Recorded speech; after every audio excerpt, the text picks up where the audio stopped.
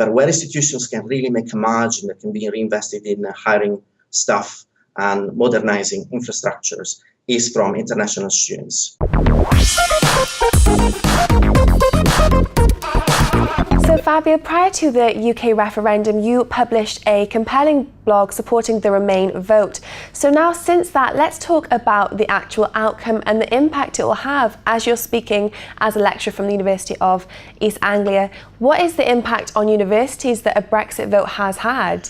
Well, the situation is pretty uncertain, and the government hasn't issued yet a statement about what this will imply precisely for British institutions, but we can already register the effects. Our first fear is the one of being isolated from the wider academic community to a stronger extent. And our other fears is, of course, the reduction in funding. The government, after the aftermath of the recession, has implemented austerity measures, which implied a lot of cutting to university funding. So we depend a lot on sources of funding that are coming from the European Union and, of course, fee-paying students as well. And now let's take a look at international students. So is it really critical for us to recruit international students? And also, what is their take on this? Is there an appeal now that the euro is better value for its money compared to the euro? Or is it that actually the Brexit vote has made it unappealing for international students to study in the United Kingdom? There are several issues to our concern. First of all, we don't know which is going to be the status of international students and in particular European students. The British system, the British university system, is so that home students pay a lower amount of fees, which are just sufficient for British institutions to break even.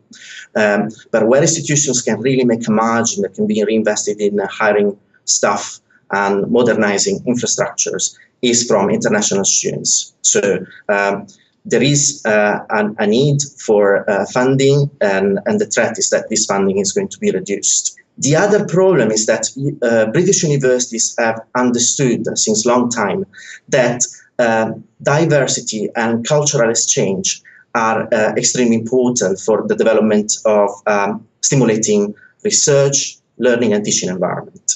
So there is also a threat that the British universities will experience a reduction in this heterogeneity that is very beneficial to both research and teaching. And in your opinion, what can be done to prevent or minimise the risks in the education sector from the Brexit?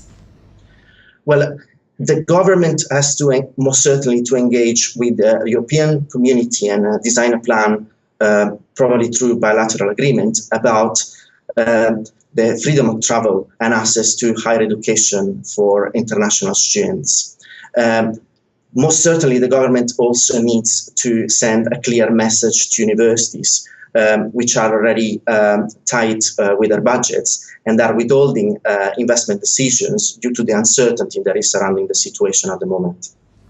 And finally, going back to the blog that you published prior to the UK referendum, and you were very vote Remain. So what are the consequences of a Brexit on the UK economy? Do you still think that the outcome is going to be the same? Well, I'm going to go back on my first point, on my previous point, which is there is so much uncertainty surrounding the outcome of the British referendum. The government has just basically stated that it's going to execute the will of the voters, but there is very little in terms of said in terms of what is going to happen, and that creates a lot of uncertainty. And uncertainty alone is actually causing investment to be withheld, which is of course hindering economic indicators already. Fantastic. Well, Fabio, thank you so much for coming in today and sharing your insights.